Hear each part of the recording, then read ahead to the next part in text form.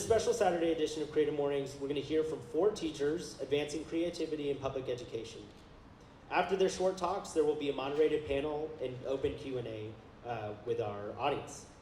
If you have questions for a certain teacher, please write them down, and we'll leave time during the moderated Q&A to ask specific questions as well. So it's funny, there is a separate theme write-up for acceptance, which Letha, I'm not going to read. But acceptance is a perfect theme for this month, indeed. Given that acceptance is literally built into the work of our public educators. Taking the diversity of students that cross that threshold on a daily basis, and educators helping lead and guide them every day, perhaps even learning from them as well. It takes acceptance in every form of the work. So it is an absolute pleasure to kick off today's event and celebrate our teachers. So without further ado, I would like to welcome up our first speaker. I would like to welcome Erica Kinney. Erica Kinney is a proud Durham School of the Arts and Carolina grad. She became Chapel Hill High School's reading teacher in 2015 and was honored as the Teacher of the Year in 2021. She currently also serves as District C certified coach, equity coach, and advisor for both the National Honor Society and Black and Brown Student Union. Outside the classroom, she enjoys being a realtor, photographer, foodie, and aspiring globetrotter.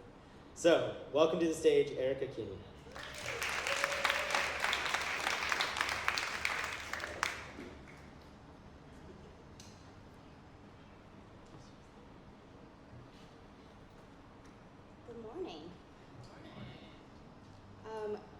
I'm a paper person, so all of this technology, I'm still getting used to it, but I have my notes here. And I'm very glad that we got the tech working to where the slides are at least visible. They don't need to be crystal clear, but I can work with visible. You all have imagination, so we're good. All right, I'll take you into my classroom a little bit. So starting with a lesson, you might see a slide something like this, especially when we were still remote. But me, I'm a Durham native. I was very fortunate to grow up surrounded by creative minds. We're talking engineers, singers, musicians, cake decorators, mechanics who restored classic cars, very, very innovative people. But school was my sanctuary. My personal life wasn't always that comfortable or safe. And so school was the place where I felt like artistic expression was my thing, where I could really shine. And I had a lot of really great teachers to thank for that, and proud product of Durham Public Schools. And I really appreciate them for putting that energy and that attention into my learning experience. It took a while for me to gravitate toward a field where I felt that I could help people reach their potential as well. I didn't start out as a teacher. I honestly never wanted to be a teacher. The more people told me, you should think about teaching, I tried not to.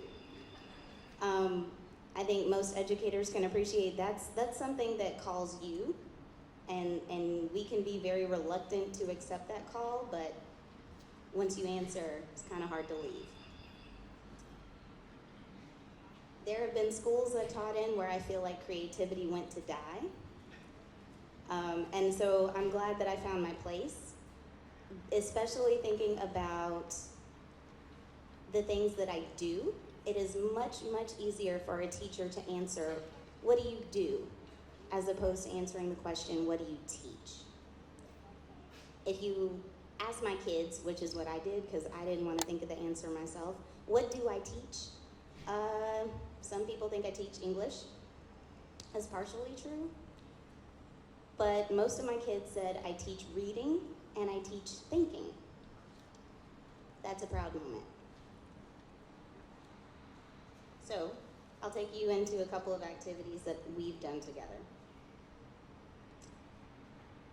Recently, my students and I took a look at some artwork from Asian American and Pacific Islander artists, and I really just wanted them to tell me what they see, what they hear, what they feel when they look at these images. All right, so there's one. There's another one by the same artist. I got some interesting answers. First answer I got was maybe they could touch water, maybe something slimy in the first picture. The taste, salt. maybe Gatorade? But what do they see? A woman. Duh. An angel in moonlight. Getting better. Okay? They could smell the ocean. They could hear waves crashing. Okay, good. Second photo, or the second painting, really, I asked the question, okay, now immerse yourself in this painting. Imagine you are a part of this experience. Now what are you feeling, hearing, touching, tasting? Much more in-depth answers there. They could feel warmth. They could taste chocolate chip cookies and honeysuckles, right? They could smell wood and citrus. Okay, that's what I want. I want something that taps into your emotions, because those are not the experiences we were having in that classroom in that moment. But they could make that happen for themselves,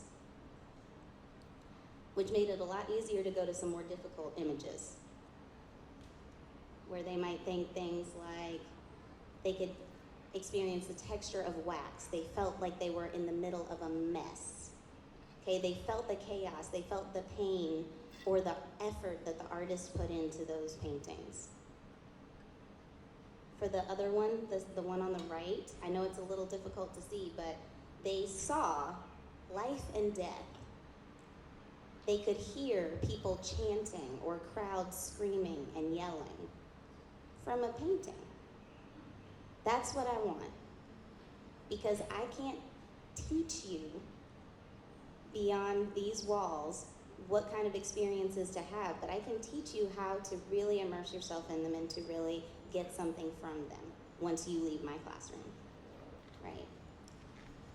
Okay, but getting back to acceptance, I did what most educators do, and I also did what my husband in tech is really, really good at. I Googled it.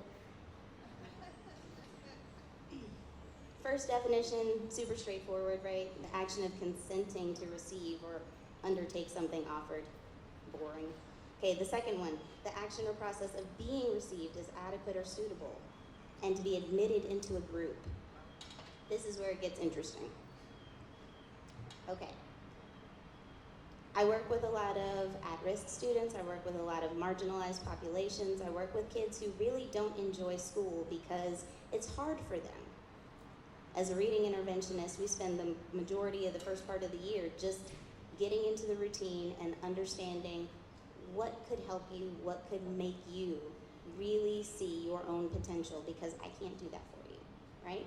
So here are some students enjoying learning. On the right, there's a photo of a short story dispenser at the Ackland Art Museum. I've never seen kids so excited to get short stories. I think it was more popular than the water. The School of Information and Library Science library at UNC's campus. Shout out to Maya Brooks from the April Creative Mornings session, because I asked her, how can I get students to really appreciate what it is they're doing in an experience instead of just a boring field trip? We're going to a museum, what could they do? A library, what could they do? She was like, make it hands-on. So we did. They had a pop-up exhibit, we made pop-up cards, and a rare view of teenagers in the wild reading manga on their own.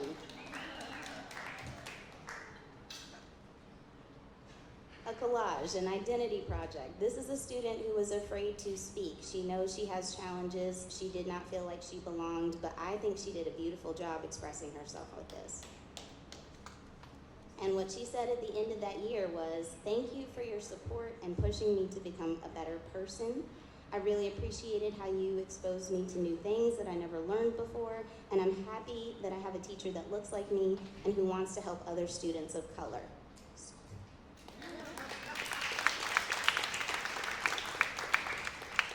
All right, the third definition, agreement with belief in an idea, opinion, or explanation, and willingness to tolerate a difficult or unpleasant situation. That's a hard one, because it doesn't give us enough credit for accepting our own ideas and opinions. Another student's work. This is the product, it doesn't look like much, but this is the product of 3 class periods worth of scribbling, getting into his own head, figuring out what to do about a project. We had just finished reading The Rebellious Life of Mrs. Rosa Parks. He whined the whole time. This was a young man who did not know the name Emmett Till and claimed he did not care. But at the end of it, he chose to do a soundtrack for The Rebellious Life of Mrs. Rosa Parks.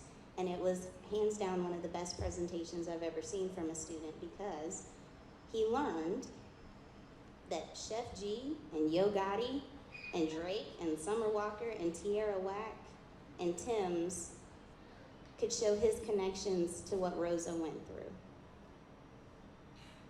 And I did my internal happy dance, because it's not cool to let them know how excited you are about when they get it. But that was one of the most amazing things to me. He's thinking about other people's experiences and thinking about the relevance of his own. So, I'll close out with this. Oh, sorry. I'm getting to that. Love you, Scott. Words of Brene Brown, one of my favorite people, who was talking about another one of my favorite people, Maya Angelou. And she was irritated. She was pissed at Maya's quote about "you're free when you realize you belong no place. You belong every place, no place at all." Until she realized it's not about having a crew and negotiating for belonging and acceptance. What it comes down to is finding sacredness in being a part of something and simultaneously having the courage to stand alone. So, I teach reading, I teach thinking, and if at the end of the day my students can understand it's not about school being for them, but it's about learning being for them, and fully accept that what everyone brings to the table is valuable, then I feel like I've done my job. Thank you.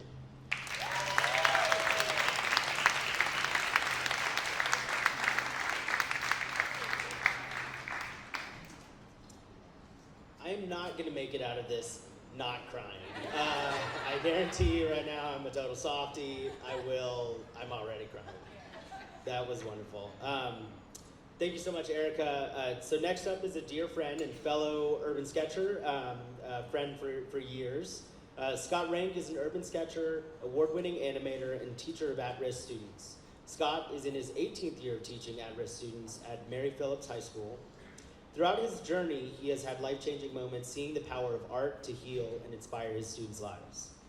In addition to teaching at-risk youth in the public school setting, Scott has developed an urban sketching community in Raleigh, North Carolina, and beyond. He has led sketching sessions at Camp Raleigh, Art Space, NCMA, National Museum, Arts for Life, and the 2015, 2016, 2017, 2018, and 2022 National AIA conventions as well. He has attended USK Urban Sketcher Symposium in the Dominican Republic, Chicago, Portugal, and Amsterdam. Welcome, my dear friend, Scott Rank.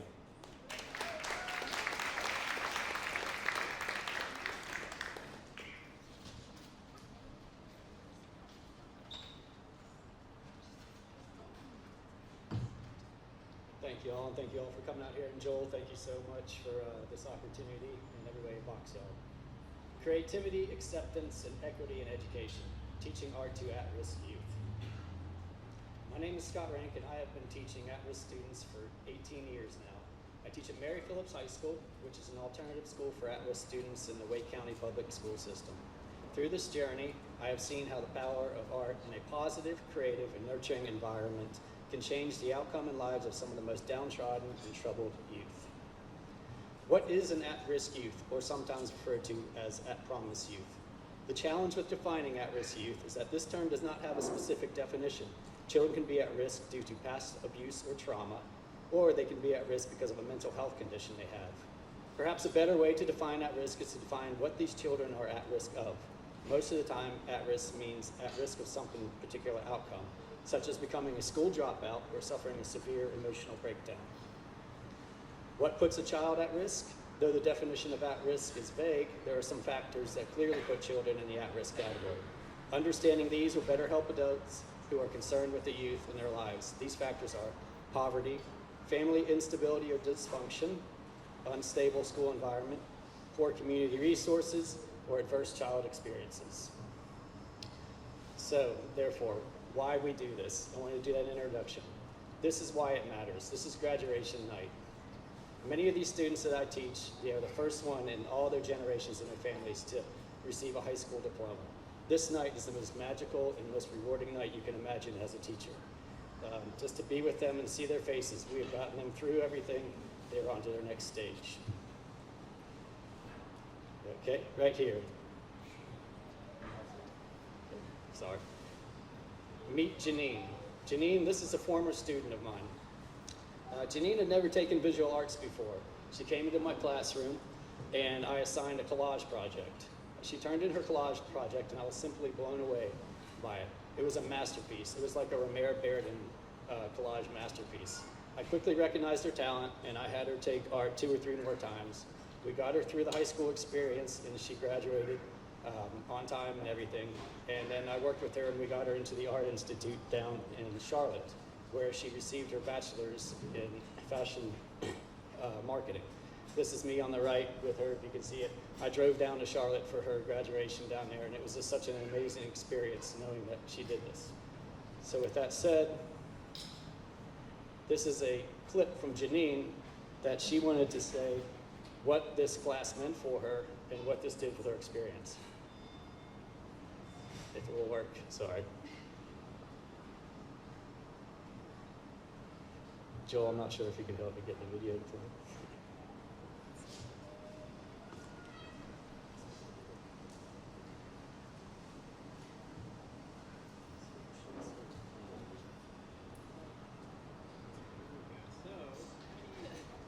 This is teaching 101. Everything will go wrong right when you have to do something.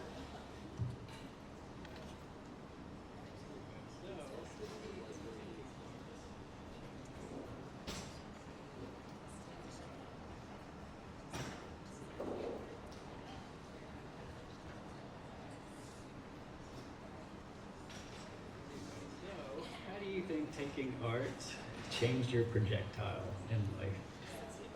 I think it actually changed my direction in life because it gave me an outlet to express all of my creative imaginings and in a way that I had never done before. In public school, I was never really offered art class as an option. So coming to a smaller environment with other students like me, and I'll be honest, a lot of the students that I feel like were in art classes were white, privileged students. I personally don't feel like African American or minority students were encouraged to take those type of classes. They were more encouraged to, play sports. Honestly, that's my opinion. But once I got here, I was able to take this class and work with different media to create art, from paint to coal to clay, and we did pottery to photography. It really just opened my eyes to see how I can create art that is actually appreciated and not just looked at as like some free project. It was really appreciated here, especially with Mr. Rank. I feel like you honestly, with all of the students, I feel like you try to find a special something about each student and you try to help us magnify that. And I really appreciated that. And it gave me confidence to feel like, okay, what I'm doing is special, what I'm doing is important, what I'm doing, is acceptable in a way. And that went on to encourage me to apply to art school. And I went for fashion marketing and management, and I actually graduated with my bachelor's. And then after that, I went on and lived in New York and did some other artistic things, and then came back here. And even in coming back here, I came back to my high school because, I don't know, growing up, I always think about my high school experience because I feel like it was very different, but at the same time, it gave me such an advantage in life. I could go on and on, but it did. This school specifically and the class, being able to learn art in a small environment, in an intimate setting, I feel like really just allowed me to connect with myself and be okay with who I am and what I find pleasing and appealing to my eye, because my experience is different.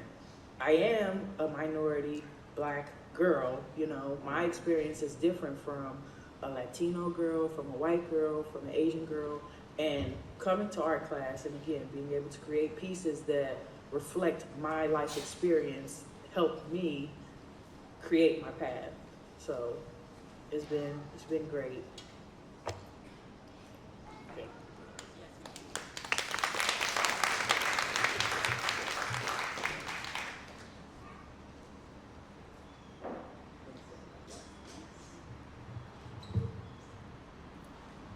That was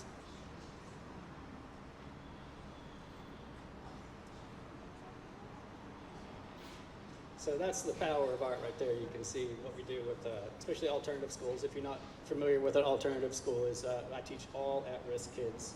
Everybody that comes in from Wake County is an at-risk student. We have small class sizes, so we're able to focus on students like Janine and give her a great experience that she can dwell on. So.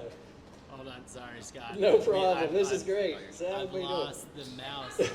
Anybody see it on the screen? You lost the mouse. No, so. Anybody see a mouse anywhere? Oh, Under the tables.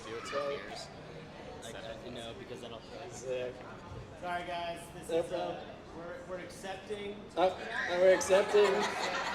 I'm glad it's happening to me and not anybody else here. So we got this going on. Thank you, Joel.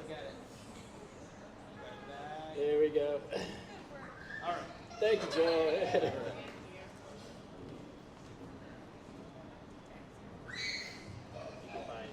You can get back a couple minutes. I can get a couple minutes back. So that's probably Is that up there? Which slide's up there? Okay, awesome. So what I wanted to say about this is I very believe very strongly in that you got to teach your kids content that they're interested in. So with this next slide right here, me and a fellow staff member, we went down to we developed a field trip that we went down to downtown Raleigh, and we studied the art and graffiti and murals that are down there. And the kids really loved it. They could see what they're doing and study how powerful graffiti is. We even brought in things about social justice and strength with the graffiti art. And then we also, this is them, we went down to the Freedom of Expression Tunnel, and they got to make some art down there themselves. And it's so great to see their faces lit up there around college students walking through. And they were able to create art in this tunnel. It's like, this matters, and that's what I teach.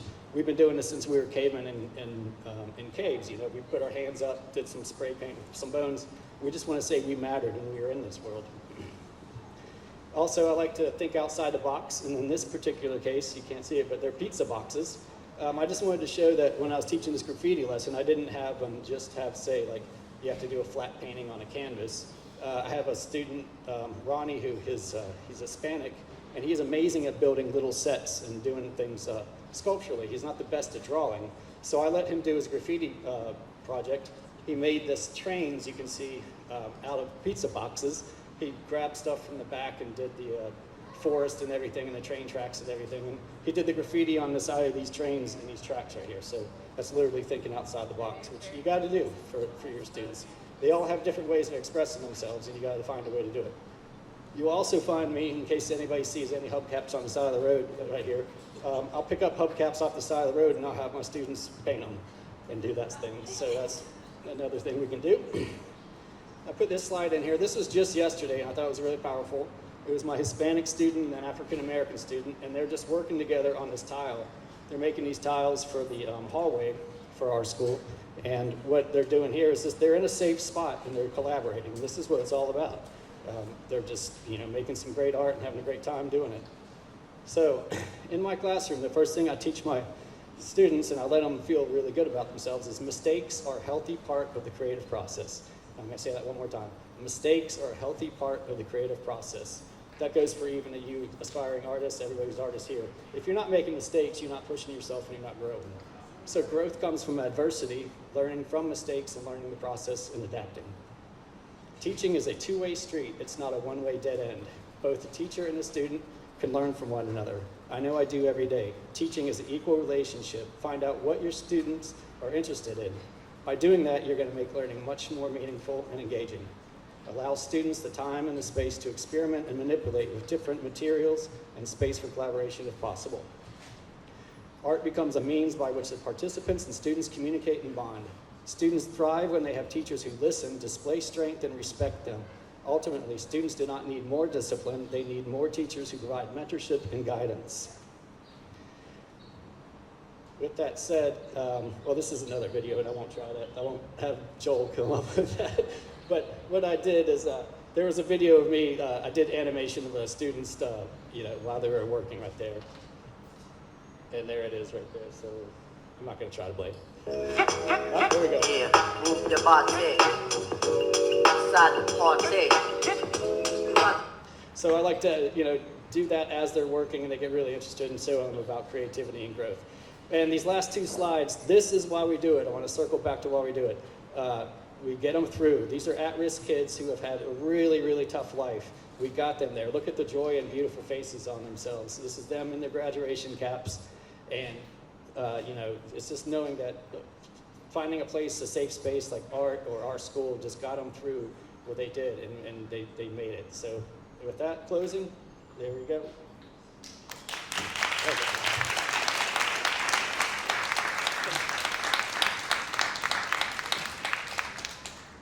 Thank you, Scott, and thank you all for bearing with us with the technical difficulties. Tom, you don't have to worry about that at all when we get to you. I'm just kidding. So thank you so much, Scott. Next up, I would like to welcome Amber Carol Santabanez. As a Durham native, Amber seeks opportunities to create collaborative space, centering joyful and meaningful experiences for children and their families to learn and explore the world through art. She is a visual arts teacher at the Durham School of Arts, where she was recognized as the 2015 Teacher of the Year. In 2012, Amber founded the annual DSA Fall Art Festival, Dia de los Muertos, which has engaged thousands of students in the community around art, remembrance, and celebration. She is a living legacy of Durham Public Schools, Baba Chuck Davis, and the Haiti Heritage Center. Welcome, Amber.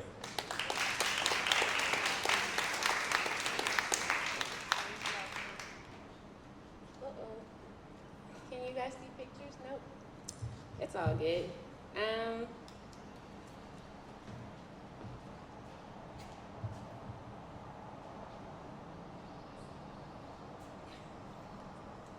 Yay. Okay. So this week has been an emotional week for me. On Thursday, I thought I was going to submit to national boards, but then I changed my mind, and I did not submit this year.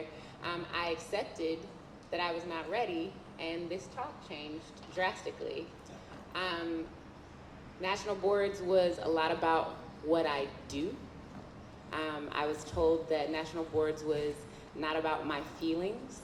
It was about what I do and thinking about how what I do in the classroom aligns with essential state standards. I am going to tell you who I get to be and who I get to grow and who I get to grow from. This is the 2015 class of student ambassadors for our festival. A lot of these kids mean so much to me. In particular, we're gonna look at Reese. I don't know if you can see my cursor, I don't think you can. Reese is in the middle, redhead. In 2018, they created a festival that engaged the masses of Durham downtown. They paraded puppets made from cardboard and PVC down Duke Street. And they created a cardboard bus that was in honor of missing students in Mexico. They created a altar in honor of victims of police brutality. Sandra Bland, lots of folks say their name. Yeah, it was beautiful. All these students paraded down the streets of downtown Durham, hand in hand, marching joyfully being in community, really celebrating who they are and who they come from. They've taught me so much, especially Reese. There's a better picture of Reese. This is Reese. They are behind the gentleman, redhead, yay. Reese really taught me how to exceed limitation, really taught me stories about faith, but also how to remodel myself, how to grow and be a different person. Here's Reese. This is Reese. Reese has grown. I met Reese as Rachel, and Reese has reinvented themselves about 3 times. We all get to reinvent ourselves over and over again. The acceptance of self that I get to learn from Reese has just been amazing. The generation of creativity, the generation of connection to myself, my body, and the land. I all learned from Reese. So getting to know who Reese gets to be helps me get to see who I get to be. This next student is Cameron. In 2014, I tried national boards and I wrote from my heart, did not pass. It took me 9 years to get the courage to come again and try again. I got an editor a week and a half ago who told me what I told you. National boards is not about your heart or how you feel. It's about how the things you do in the classroom align. On Friday morning, I get a call from Cameron at 7 a.m. needing help. I was like, Cameron, I got national boards. I got to do all these things. I'm talking to you from the time I get in my car to the time I get to my driveway. That's what you got. I'm doing all these things, blah, blah, blah, blah. He goes, oh, you're still doing all those things that I was telling him I had to do? It was my goal to create lasting, meaningful memories surrounding art and creativity.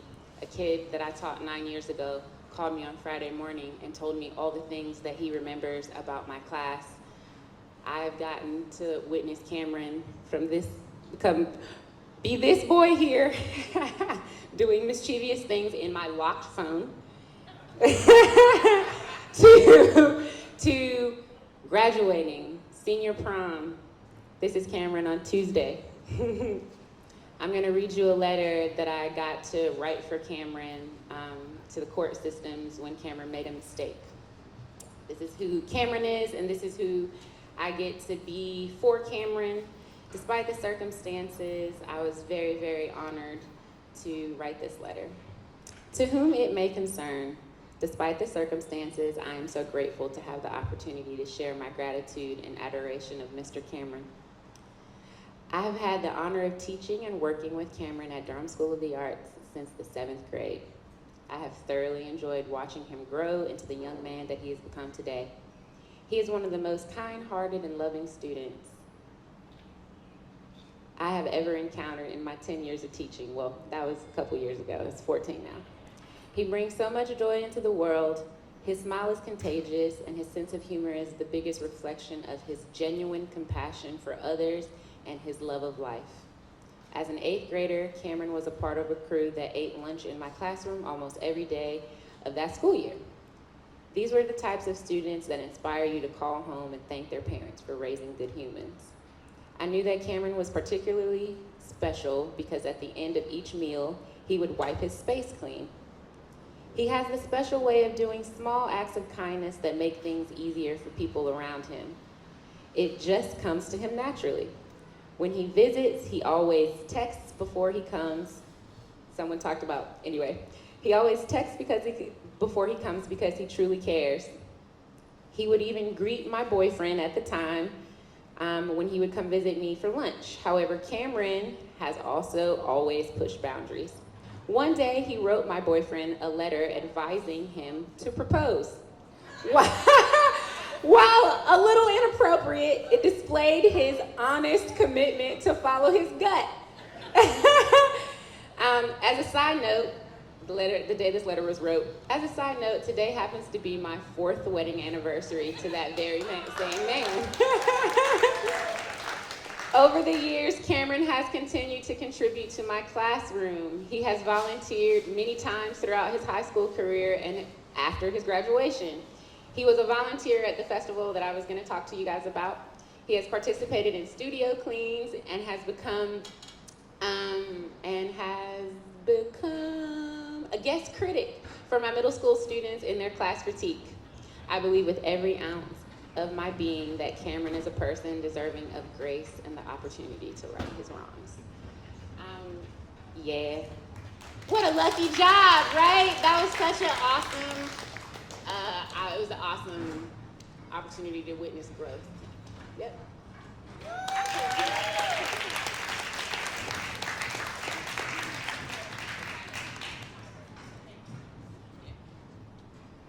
Thank you so much, Amber, for that as well.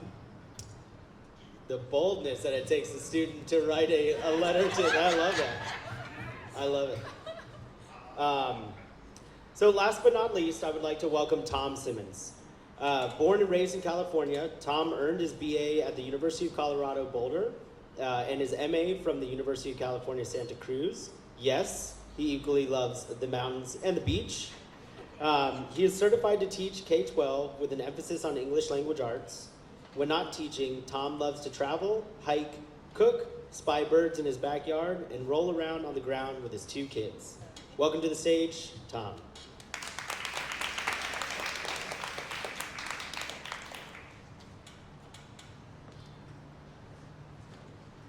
Good morning, everybody. This is a little bit of a daunting experience for me, to be quite honest. First, thanks to Joel for inviting me here and to the other speakers. It's really awesome to be part of this panel.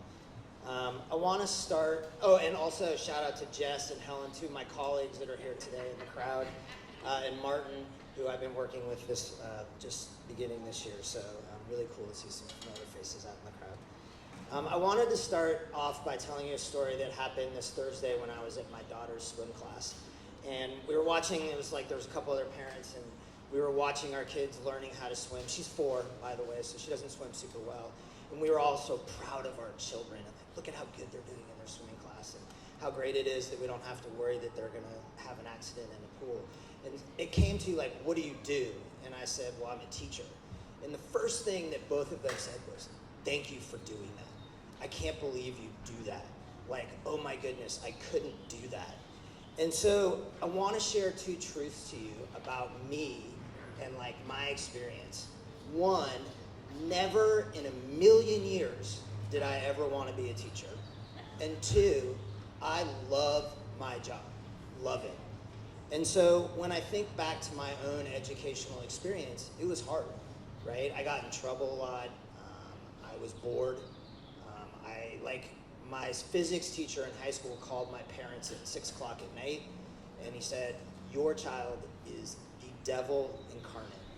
And my dad's like, he can't really be that bad. And he goes, oh yeah, he's that bad. And so for me, like, I almost failed out of college twice. And so like, I never really had this strong desire to get into the educational field. And so what ended up happening, like a lot of teachers sort of, they've known they wanted to be teachers, and there were some people out here on their name tags that said they wanted to be teachers, right? Mine was never that. And so my like journey to get here is really curvy. It's not really linear. And it started by teaching scuba diving, which I know sounds a little bit crazy. And so I took a job working for a company where I ended up living on a boat in the Caribbean with 12 10-year-olds for 3 weeks at a time. And yeah, a lot. And I have to tell you, like, in hindsight, it seems really crazy, but at the time it was exactly what I needed. And that first summer, like, it was just myself and another adult, and we taught them sailing, we taught them scuba diving, we taught them how to cook, how to wash dishes, how to clean their clothes. We were the night watchman, we were like the safety guard, we were the doctor, we were the mom, we were the dad, we were all the things. And it was every day I would wake up and I would be like, this is my job. I am actually getting paid money to do this. And it was a dream job, and I loved every single minute of it. But during that time, I learned 2 really important pieces that kind of connect to the themes of today, is that I can't do my job without my students. It's impossible to do the things that we achieved on that boat or in the classroom without them. And I think that that's really different than the educational background that I came from. And also that the relationships matter, right? A lot of what we talk about is content, but really like kids won't do the work if they don't believe in you and they don't trust you and you don't trust them and you don't believe in them. And so as I transitioned, and so I did this job for quite a while. And then eventually I was realized like, there's really no money in this. There's gotta be more money in teaching. And there was. And I know everyone's going like, really? Yep, there really is. And so when I transitioned into the classroom, I think some of the things that a lot of teachers struggle with weren't things that were really hard for me, right? Like I knew that teaching was a shared responsibility. I knew that I could learn as much from my students as they could learn from me. And in fact, I probably learned more from them because there's 25 of them or 30 of them or however many there are. You know, my first classroom that I ever had, I had 46 students and 35 desks, right? And I learned a lot that year. And it was really, really crazy. And so one of the things that I learned was that I had to build those relationships. And I had to challenge them and I had to push them. And we had to take risks together. And we had to lean into the things that were hard. And that's really not super simple to do. And so I want to share like kind of another story that exemplifies kind of the way that I think about education and kind of leans into these two concepts of acceptance and creativity. I was working at a school in Mexico City, and I taught a lesson on Lord of the Flies, which, you know, I was a high school English teacher. It's a, you know, from the canon. It's like one of those things that like you have to teach. And I don't particularly love that book, to be quite honest. And so I taught a lesson where I put on the board a piece of paper, and it basically said, create a government and a way to function as a group. And I left the room, and that was it. I wasn't even in the classroom for an entire hour. And I came back, and this class had done everything. They had created a government, they had created a way of functioning, they had rules, they had guidelines, they had all of these things. They'd done all of these things and so much more. And I just was so blown away, and I think that one of the things that always surprises me is we just don't give credit to the students. They're capable of so much more than we believe in them. And so it just kind of reaffirmed my belief that like, if you look at it not from what can I give to you, but what can you give to me, right? And how we can give to one another, like the classroom really flourishes. And the reason that this lesson stands out to me is I was on my honeymoon with my wife, and we were in a train station in Hanoi, and I heard this student go, or I heard a person go, Mr. Tom, Mr. Tom, Mr. Tom. And I looked, and it was a student from that class. And he said that was the most memorable class of his academic career. And it was just founded on this belief that like I trusted them to do the things that I knew that they were capable of doing. I took him out to dinner with his sister. He was with his sister, and that was like really a really powerful moment for me. And so I think like when I think about what I do and when I think about these themes, I don't have any misconceptions about like who I am. I'm just a normal person who happens to be a teacher, and I love what I do. And I like recognize that I need my students probably more than they need me. I take so much from them, and we need to work together for our classroom to be successful. And it's a place where it's important that we make mistakes. It's a lot of like what's been talked about up here is making mistakes. We ride the roller coaster of the year together. Like the highs are really high and the lows, like we think about it and we reflect on like how we can improve. And that's like really what our job is and what my job is. Like I don't really see my job as making a student better at multiplying fractions, although that is part of my job. It's making them better humans. It's making them people who can work together and can problem solve and like go out into the world and make change. And so to the end, I want to go back to this idea of acceptance. I still sometimes don't ever want to be a teacher. But I've accepted after 26 years and having tried to have left the profession on 4 different occasions that this is who I am. and that teaching chose me more than I chose it. And I wouldn't change it. I really wouldn't change it. Thank you.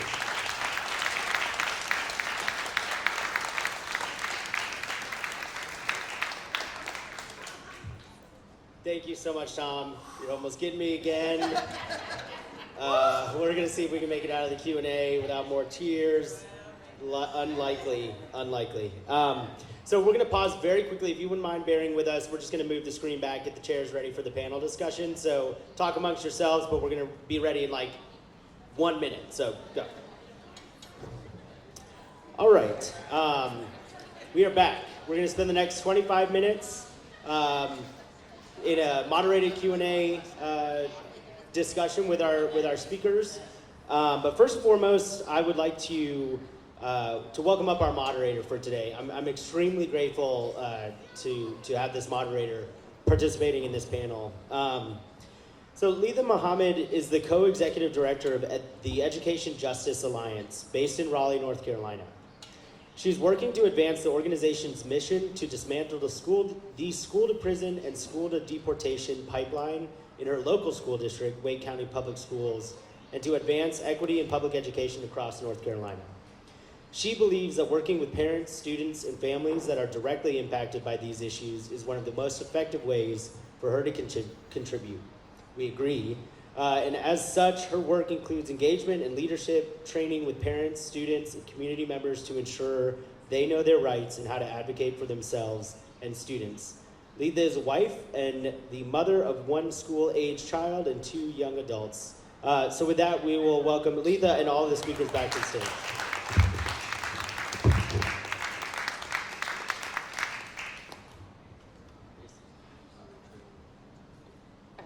Good morning. So Education Justice Alliance, just to give you a little more detail, is an organization that's been around probably 11 or 12 years. I started one of the founding members as a parent. I'm here because I'm a parent. I always say I have to ground myself. I'm a parent of Black children who attend public schools, who oftentimes in our journey saw the inequities that showed up in schools and that impacted Black and brown students in a disproportionate way. And it helped me find my own power as a parent to create an organization that's rooted in dismantling inequity and lifting up teachers like the ones that I get to talk to today. So without further ado, we'll invite our teachers back up to the stage.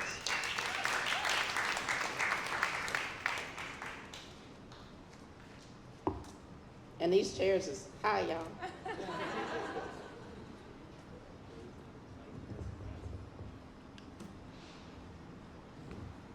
So I have a few questions for our teachers, and then we're looking at you, the audience, to ask your own questions. Before we get started, though, I want to take a moment to give them a round of applause.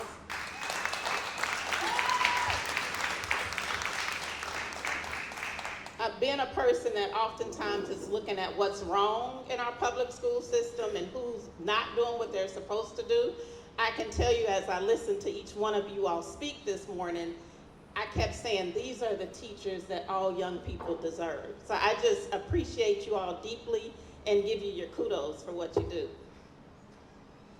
So understanding that leadership or mentorship, teaching is a two-way street, and I heard Tom touch on this more. What is a recent lesson a student taught you, and how has that affected the way that you teach? And it could be a past lesson. It doesn't have to be recent or past lesson that you've learned. For me. Anybody. Oh. Don't stop. Get it. Whoever wants to start first. I think for me, the recent lesson has been to slow down. Mm-hmm. Slow down. That's one we can learn. Yeah, right? All the time. I've been working with some students recently who have been pretty disillusioned with school. And I think one of the things that I've learned, and one student in particular comes to mind, he came into 5th grade reading at like a 1st or 2nd grade level. and he'd sort of been on the bubble a long time, whether he was going to get an IEP or whether the 504 and services and things like that, and he sort of never qualified because he doesn't have any real diagnosis of anything. And so we just decided to give him the services, which you're not really supposed to do. And so don't, if anyone from Wake County's here, sorry, you didn't hear that part.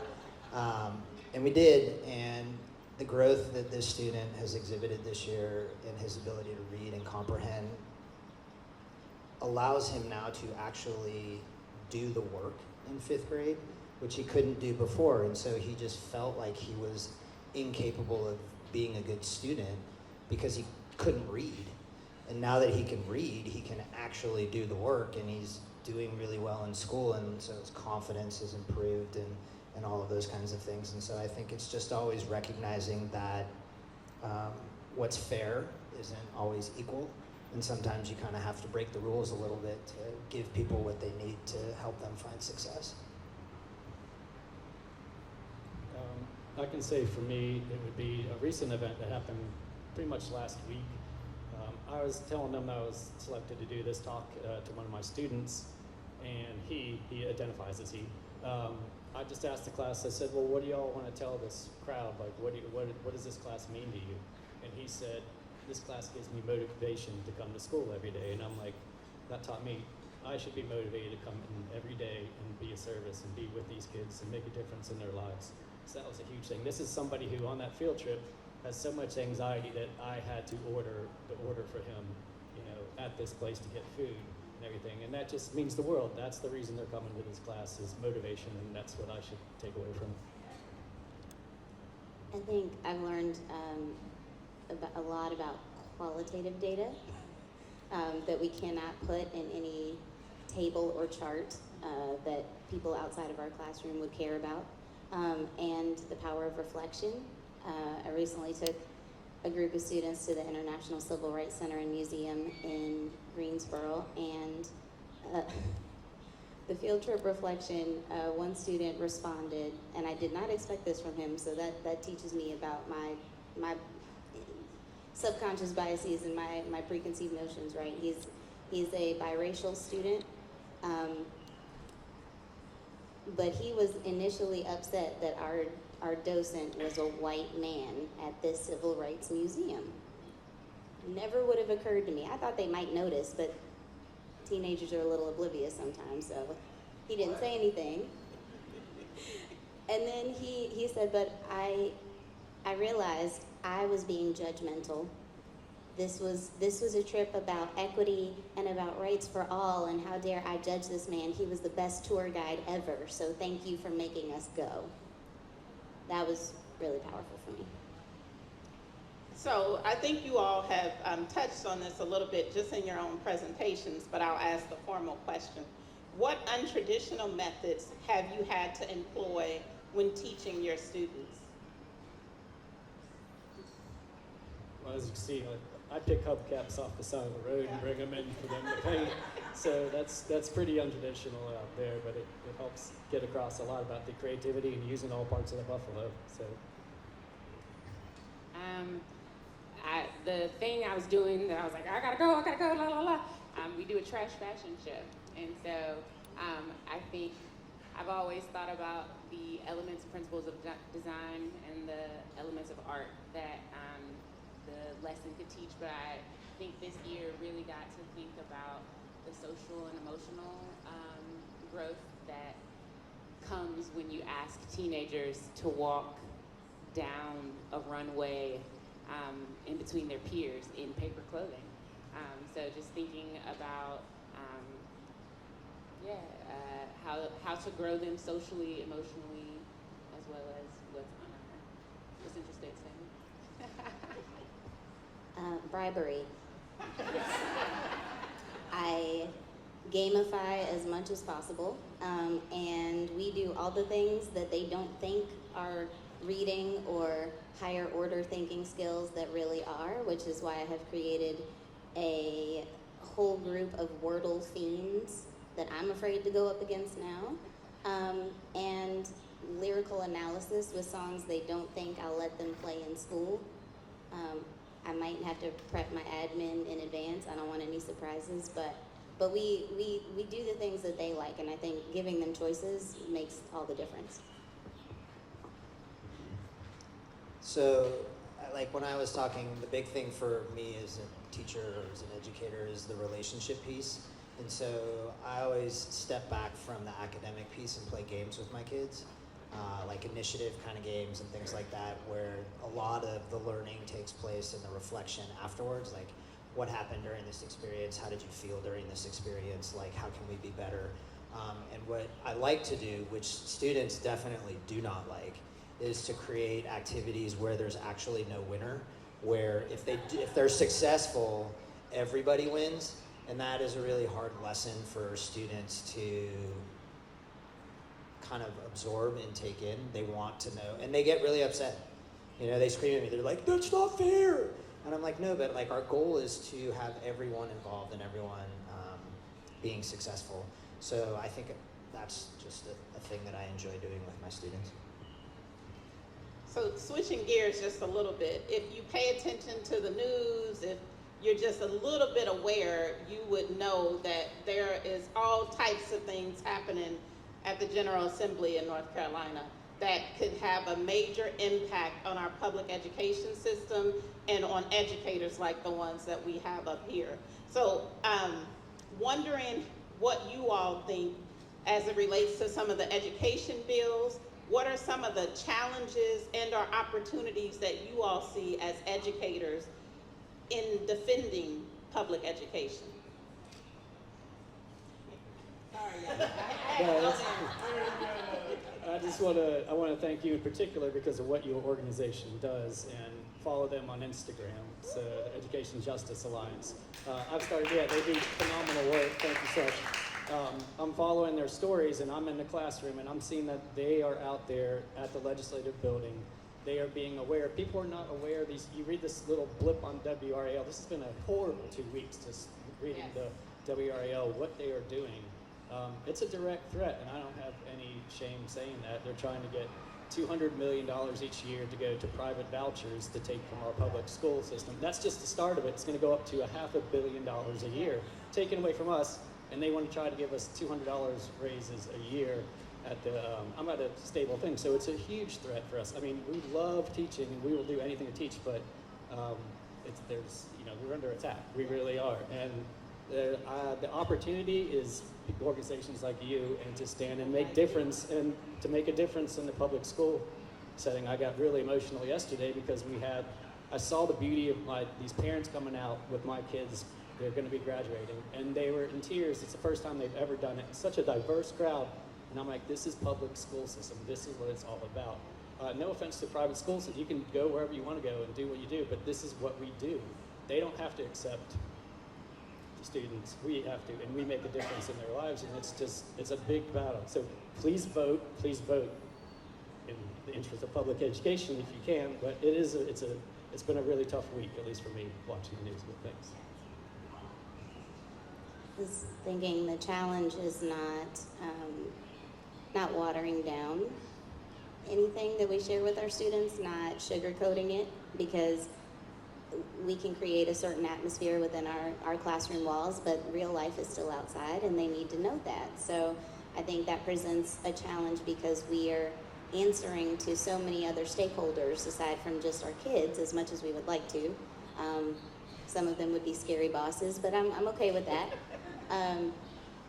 So making sure that we're keeping it real with them and preparing them to be the responsible global citizens we know they can be.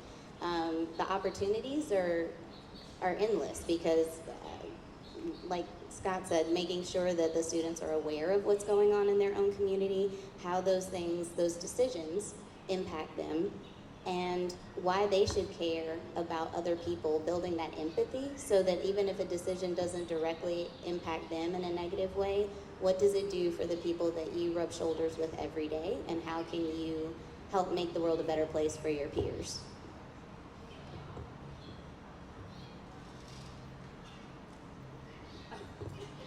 They said it all. I mean, I don't need to say anything. I don't need to say anything.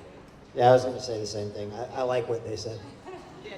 So we've come to the point in our panel where this is an opportunity for you all as audience members and participants to ask our illustrious panel questions.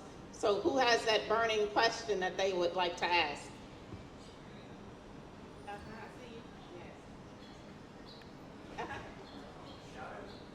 Or you can come up here and say it on the mic.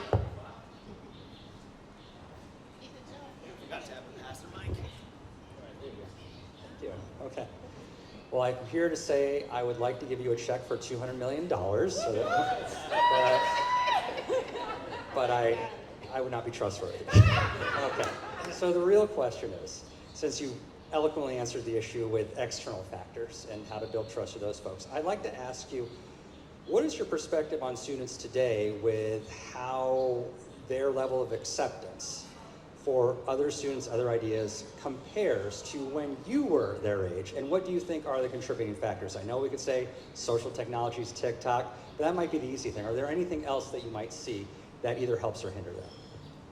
That is a beautiful question. Thanks for asking it. I think you and I may have, well, let me speak for myself. I teach at the high school that I graduated from. And I think I had a really beautiful experience at Durham School of the Arts to be whoever I wanted to be. So I think there are so many opportunities within that school. It's 6 to 12 to have mentorship within the student population.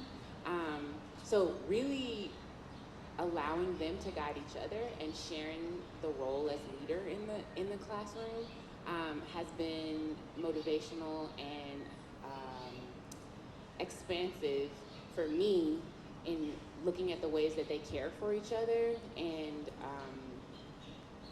accept each other in terms of how that has evolved from when I was a student. I don't think it has much, honestly. I don't think it has much. I think I had a whole bunch of awesome teachers that created safe space for me to be who I wanted to be. And I pride myself in doing the same. I think I had teachers who brought their lives into the classroom and let me bring my life into the classroom. I think for me that was a contributing factor to tolerance and acceptance and openness. Putting life in the classroom. I can say my experience hasn't been the same with that, just because when the high school I was at, and I'm pretty old, so, but it was not as accepting. If somebody said, for example, they were gay, what they would have went through, and that is just, these kids today are unbelievable. They are so accepting and so amazing, especially if they're teaching the at-risk kids. And I just, have a lot of the people that want to be identified as he or she, and they don't care. They are so cool with it, and they support it. There's no bullying going on about it or anything like that. Now, I know the social media is a whole other realm that tackles other issues, but these kids today, they've got it going on, and they really are accepting. And unfortunately, we have some legislation that's heading our way that we have to talk about that is not going to let this environment, as for us as teachers, are going to hold us liable for even having to out somebody who says that they identify as he. Like, it's just really tough. But I can say that it's come a long way since I went to high school, and I'm so thankful for what the kids are doing today. I went to the same middle and high school as Amber did, and we were talking before the event. It was interesting. I think we had very different experiences, which I still see now. I didn't attend a traditional high school, but I teach at one, and it just happens to be one of the most competitive high schools in the country with one of the biggest achievement gaps, which is also an opportunity gap in many ways. And so I think, considering acceptance, I agree that the kids themselves are very accepting, very open to people's identities, their backgrounds, their opinions. But from when I was their age, communication has shifted, and I think that's been the biggest impact on acceptance that I can note, because what they share with one another, how they share it with one another, how they respond to the things that have been shared is completely different. Like I was just glad to get a polyphonic ringtone when I was their age, at age 17, and now the students that have cell phones when they're like 10 and can be in the same room with one another and not actually have a face-to-face conversation, either because they aren't comfortable with it or because they don't actually know how that works. They don't know how to articulate their thoughts in writing if it's not in text language. Like, all of that has impacted, I think, their, maybe not their willingness to accept others, but simply that initiative to take the first step to try to be accepting. And so that presents a bit of a barrier. I'm a little bit like Scott, and I think, like, when I think back on my own high school career, like, I actually switched high schools after my sophomore year because I was getting bullied, and it was like a pretty unpleasant experience. And then I ended up in a great public high school. I'd been at a private high school. It was the only 2 years of my entire educational career that I was at a private school, and it was awful. And so I think, like, when you talk about it, it's like I am a product of public education, and so I like to let kids know that. And I think when I think about tolerance and acceptance, I think when I was a kid, a lot of things just weren't talked about so much. And I think now there's just a lot more information out there for students, and I think a role that we play is helping them navigate that. So, like, for parents and for teachers, is helping them navigate that and helping them understand, like, sort of what the guidelines are for, like, navigating that space, because it's pretty overwhelming. And so at our school now, like, the way that I see students interacting is so much more productive and positive than anything that I experienced as a student myself. That doesn't mean that there aren't bad things happening. It just means that I would say, like, holistically, what I see is that students today are much more open and accepting than probably people of my generation, right? They're like, yeah, you're rad, you're awesome. Like, I don't really care, like, who you are, what you are, how you think. It's like, we can just be friends and hang out. And I think that is, like, a real magic piece in students. And particularly, like, I work with 10 and 11-year-olds, so they're kind of in this magic spot right before they hit puberty and teenage years. So yeah. So I think we have, one more. I think we have time for one more question, and then Box Yart's going to be opening up. Hey, all right. Hi, y'all. Sorry, I'm very enthusiastic all the time. So I love children, and I think that they have the capacity to affect change exponentially in our world. And a lot of us aren't educators that are here today. If you could tell us one thing that you would want us to do or achieve with the kids that we interact with in our world, I would love to know what that would be. Thank you. Vote. So, if you vote for the interest of public education, that's the biggest, that is our huge, it's on the horizon, and it's a big thing. But just be encouraging to any student, and, like, this open-mindedness that public education is a great thing, and teachers can make a difference, but these kids can make a difference. So I would say vote and listen to the kids and be a healthy, positive, supporting person for them. I'd say affirm. Affirm. See and be seen. Affirm. I think just being honest with them. I think, like, and believe in them. Kids are, like, they're very resilient. They have more, I don't know, like, I think of my own kids who are very small, 4 and 1, and, like, they amaze me every single day. So I think don't underappreciate, like, what the youth of today brings to the table, because they are, like, the future. And so, like, be honest with them, trust them, and push them to, like, be the change that, you know, my generation didn't do a very good job with. I'm so bad at following directions. I'll give you 2 things. The first one is just listen. When you listen and listen to understand, I think that's the most important thing, not just listening to respond or listening to impart whatever it is that you want to share with kids. And the other thing is to let them be kids. We forget how easy it is to get sucked into the world of adulthood at whatever age when they're still in single digits.